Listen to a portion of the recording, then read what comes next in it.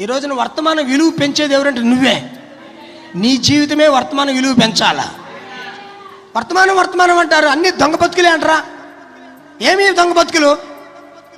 పాయా, సాక్ష్యమంత పోయా. ఎంతమంది వర్తమానాన్ని ప్రేమిస్తారు? అందుకని నా ప్రవక్త ఒక చక్కని మాట అన్నాడు. ఏమంటాడు తెలుసా? Make this message honourable. ఈ వర్తమానాన్ని గౌరవం పెంచండి అంటున్నాడు. చెప్పండి ఈ వర్తమానాన్ని చెప్పండి అమ్మా.